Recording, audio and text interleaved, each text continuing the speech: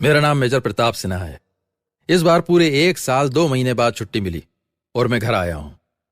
आज दूसरा दिन है और अपने वाइफ के हाथों की बनी सवेरे की दूसरी चाय पी रहा हूं। आज बेटे ने भी स्कूल की छुट्टी मार ली मेरे साथ दिन बिताने के लिए। वीर, तुम्हें कितनी बार कहा है कि बालकनी में खड़े होकर सामने वालों की बालकनी में नहीं देखा करते। It's a very bad habit. पापा बाहर आओ ना, देखो अमित अंकल फिर अपने आप से बात कर रहे हैं। हाँ वीर, तुम जाके रेडी हो जाओ, फिर मॉल चलेंगे। नहा तो लो। मैंने अपने बेटे से कहा और सोचने लगा कि उसने क्या कहा। अभी अमित हमारी ही कॉलोनी में सामने की बिल्डिंग में रहता है, मेरी सी ही उम्र का है। लास्ट ईयर उसकी वाइफ की एक एक्सीडेंट में डेथ हो गई थी। इनफैक्ट मैं भी उसके साथ था। लेकिन ये क्या सुन रहा हूं मैं अब? अमित अपने आप से बात कर रहा है। मैंने वैदेही से पूछा, ये वीर क्या कह रहा है? हाँ प्रताप, मैंने तुम्हें कभी बताया नहीं इस बीच। सोच रही थी कि तुम आओगे तो तुमसे कहूंगी। तुम अमित से एक बार मिलकर बात कर लो ना। मीनल की डेथ को 1 साल हो गया है। I think he needs help. हर दिन अमित की हालत बिगड़ती ही जा रही है। पता नहीं उसकी फैमिली ने उसे इस सिचुएशन में अकेला कैसे छोड़ दिया। I feel terrible for him. पता चला अमित अभी तक अपनी वाइफ की डेथ एक्सेप्ट नहीं कर पाया था। मैं उठकर बालकनी में गया और अमित के घर की तरफ देखने लगा। उसकी बालकनी में एक झूला लटका हुआ था। वो मीनल की फेवरेट जगह थी। रोज सुबह वो वहीं बैठ के चाय पीती थी। मैं देख ही रहा था कि अमित अपनी बालकनी में आया और उसने चाय का कप रखकर मुड़कर अंदर कुछ ऐसी हरकत की जैसे किसी को बुला रहा हो और कह रहा हो कि जल्दी से अब चाय पी लो, मैंने रख दी यहां इससे पहले कि ठंडी हो। लेकिन वो किससे बात कर रहा था? और तभी मुझे अंदर कमरे में एक पल्लू उड़ते हुए की झलक दिखी, जैसे कोई औरत राइट से लेफ्ट की ओर गुजरी हो। कौन थी वो? कौन हो सकती है? मैं तैयार ही था।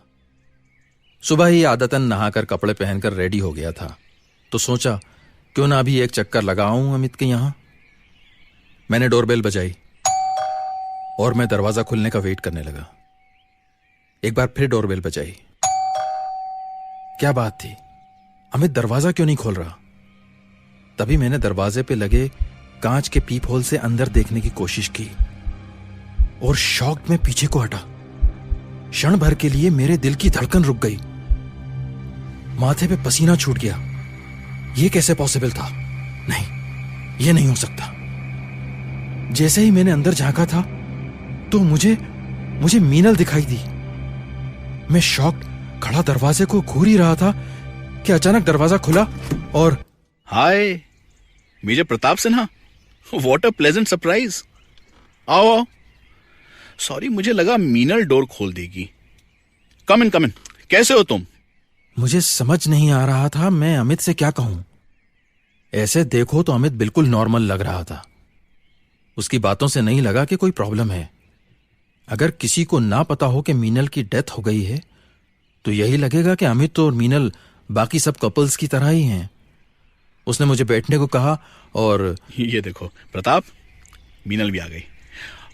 तुम दोनों बैठो, मैं हम सबके लिए कॉफी बनाता हूं। मीनल, वो पहली वाली कॉफी ठंडी हो गई है, मत पीना। अब मीनल पूरा वीक काम करती है तो वीकेंड पे मैं इसे कुछ नहीं करने देता। नो मीनू, तू चिल करना यार। बैठना प्रताप के साथ। I will handle it. मुझे समझ नहीं आ रहा मैं क्या कहूं। मीनल तो यहां है ही नहीं, लेकिन अमित बिहेव ऐसे कर रहा था जैसे उसे मीनल दिख रही है। वो यहीं नॉर्मली उसके साथ ही है और मुझे कुछ अजीब सा क्यों लग रहा है। यहां सब कुछ पहले जैसा ही है। इस घर में सारी चीजें वही हैं जैसी मुझे पिछली बार देखे की याद है, लेकिन फिर भी ऐसा लग रहा है जैसे कुछ होने वाला है। क्या, वो नहीं पता, लेकिन बहुत नेगेटिव फीलिंग आ रही है। मैं उठकर किचन की तरफ जाने लगा और तभी मेरे पीछे से कुछ आवाज आई। ऐसा लगा कोई चेयर पीछे की तरफ खिसका के उठा। मैंने ध्यान से देखा, चेयर सच में शिफ्ट हो गई थी। थोड़ी एंगल पे थी, फिर लगा शायद मेरा वहम हो। आफ्टर ऑल ऐसी कोई बड़ी बात नहीं है। और तभी मेरी आंखों के सामने वाज गिर गया, एब्सोल्युटली विदाउट एनी रीजन। एक सेकंड वो वहां टेबल पे था और दूसरे ही सेकंड नीचे फर्श पे। टुकड़े टुकड़े हो गया। ये कैसे हो सकता है? ये वास कैसे गिर गया? तभी अमित किचन से भागता हुआ आया। क्या हुआ प्रताप? ओ गॉड, नो मीनू, तू हट ना वहां से, तेरे पैर में लग जाएगा। कि क्या कर रही है? प्लीज बेबी, साइड में, उस साइड जा। अमित जैसे होश में नहीं था, जमीन से टूटे वास के टुकड़े उठाने लगा और फिर जैसे मीनल को हटाता वहां से, लेकिन मीनल तो वहां थी ही नहीं और मुझसे ये देखा नहीं जा रहा था। फाइनली मैंने उसके हाथ से कांच लिया, उसे बिठाया, कांच के पीसेस कलेक्ट करके डस्टबिन में डालकर आया कि उससे बात करूंगा, लेकिन देखता हूं कि अमित वहां ऐसे बैठा है जैसे मीनल का हाथ पकड़े हुए हो। मैंने कहा था ना मीनू, कांच मत उठा, देखना तेरे हाथ में लग गई। मैंने आगे बढ़ के अमित को समझाना चाहा, पर मुझे समझ नहीं आ रहा था कि क्या कहूं, उसे कैसे समझाऊं कि मीनल जा चुकी है। फिर भी मैंने डिसाइड किया एक बार तो ट्राई करना ही होगा। अमित, मैं सोच रहा था क्यों ना तुम मेरे एक दोस्त से मिल लो। श्योर। कौन दोस्त? एक्चुअली मेरा अच्छा दोस्त है, साइकोलॉजिस्ट है। और ये सुनते ही अमित का एक्सप्रेशन ऐसे चेंज हुआ। ओह, मैं समझ गया, तुम भी मेरे पेरेंट्स, मेरी सिस्टर की तरह बात कर रहे हो। मैंने सबका फोन उठाना बंद कर दिया है इन्हीं बातों की वजह से। यू नो, सब मुझे यही कहते हैं, डॉक्टर से मिल लो, मेडिटेट करो, मंदिर जाओ, लाइफ को एक्सेप्ट करो, और पता नहीं क्या क्या। अमित, सब तुम्हारे वेल विशर्स ही हैं। मैं जानता हूं जो तुम्हारे साथ हुआ वो बहुत ट्रेजिक है, लेकिन तुम्हें एक्सेप्ट तो करना होगा ना। मीनल इज डेड, अब वो हमारे साथ नहीं है। अच्छा, मीनल की डेथ हो गई है, ठीक है, मैं मान लेता हूं कि उसकी डेथ हो गई है। तो फिर यहां जो मेरे साथ बैठी है वो कौन है? जो रोज मेरे साथ इस घर में रहती है वो कौन है? बताओ, कैसे मान लूं my wife is dead? Meenal please यार, तुम ही समझाओ प्रताप को, मैं तो तंग आ गया हूं लोगों को एक्सप्लेनेशन दे देकर। Can't you see, she is right here Pratap. ये तुम पर हंस रही है, देखो। ठीक है अमित, मुझे एक बात बताओ, तुम्हें याद है तुम दोनों गोवा गए थे? ऑफ कोर्स याद है, तुम और वैदेही भी तो थे हमारे साथ। एग्जैक्टली। और उसी ट्रिप में एक एक्सीडेंट हुआ था जिसमें मीनल की डेथ हुई थी। व्हाट नॉनसेंस, एक्सीडेंट में मीनल को कुछ नहीं हुआ था। सबको लगा था वो डूब गई है, पर वो बिल्कुल ठीक थी। मीनल, तुम ही बताओ ना इसको यार, जब सब समुद्र में उसे ढूंढ रहे थे तब वो मेरे साथ बैठी थी। मैंने तुम सबसे तब भी कहा था मीनल ठीक है, पर तुम में से किसी ने तब भी मेरी बात नहीं मानी और आज भी नहीं मान रहे हो। लेकिन अमित, मैं Pratap, I think you should leave, good bye. और अमित ने मुझे ऑलमोस्ट धक्के देके अपने घर से बाहर निकाल दिया। मेरे पास कोई ऑप्शन नहीं था सिवाय इसके कि मैं वहां से लौट जाऊं। मैंने पलट के लास्ट टाइम देखा और मेरे पीछे अमित अभी भी मीनल से बात कर रहा था। मैं अपने घर लौट आया। क्या हुआ? बात हुई अमित से? Is he better now? Not really Vaidehi, उसकी हालत ठीक नहीं है। इनफैक्ट वो तो नाराज हो गया और मुझे घर से निकाल दिया। ओह, तो अब क्या करेंगे? कल एक बार अमित के पेरेंट्स से बात करता हूं, फिर देखते हैं क्या करना है। मैं वीर को मॉल ले जाने के लिए बुलाने लगा। वैदेही ने कहा कि शर्ट चेंज कर लो, और तब मैंने नोटिस किया मेरी शर्ट तो वाकई पसीने में भीगी हुई थी। इतना पसीना मुझे कैसे आया? दिल्ली में दिसंबर के महीने में पसीना इस तरह? तब मैंने रियलाइज किया एक्चुअली मैं बहुत रेस्टलेस फील कर रहा था। वहां अमित के घर पर भी अजीब सी घबराहट। क्यों, समझ में नहीं आ रहा था। मैंने वैदेही से कहा कि वीर को समझा दे, मैं कल उसे मॉल ले जाऊंगा, और जाकर अपने कमरे में लेट गया। अब बार बार वो दिन मेरी आंखों के सामने आ रहा था जब मीनल की मौत हुई थी। किसी तरह मेरी आंख लग गई, और जब उठा तो वैदेही ने कहा आओ डिनर कर लें। मैं सारा दिन सोता रहा, ऐसी बेहोशी की नींद। क्या हो रहा था मुझे? हम डिनर करके टीवी देख रहे थे जब अचानक बाहर से शोर सुनाई दिया। प्रताप, ये कैसी आवाजें आ रही हैं? जरा देखो तो, लगता है कॉलोनी में कुछ हुआ है। मैं बाहर निकला तो देखा वॉचमैन, कॉलोनी के लोग सब अमित के घर की तरफ देख के बात कर रहे हैं। मैं उनके पास गया और मैंने पूछा क्या हो गया है, इतनी रात आप सब यहाँ? साहब वो लगता है अमित साहब के घर से गैस लीक हो रहा है, बहुत स्मेल आ रहा है, पर कोई दरवाजा नहीं खोल रहा है। ओह गॉड, तुमने मुझे क्यों नहीं बुलाया? हमारे पास अमित के फ्लैट की स्पेयर कीज हैं। रुको मैं अभी लेकर आता हूँ। मैं जल्दी से अपने घर आया, कीज ली और भागा अमित के घर। मैंने दरवाजा खोला और गैस की स्मेल की जैसे एक वेव बाहर आई। मैंने अपना मुंह ढाका और मैं अंदर घुसा। मेरे पीछे वॉचमैन भी आ गया। हम दोनों ने सबसे पहले सारे घर की खिड़कियां खोल दी। अमित, अमित! मैंने पूरे घर में अमित को ढूंढा पर वो कहीं नहीं दिखा। वॉचमैन ने गैस भी ऑफ कर दी, लेकिन अमित कहां था? तभी बालकनी से झूले की आवाज आई और मैंने झांक कर देखा तो अमित झूले पे बैठा था, बिल्कुल शांत। उसके चेहरे पे कोई शिकन नहीं थी। लग नहीं रहा था कि उसे पता भी है कि उसके घर में क्या हो रहा है। उसे इस तरह देख के वॉचमैन भी थोड़ा घबरा गया। साहब वो देखिए, अमित सर को क्या हो गया? लगता है वो फिर से।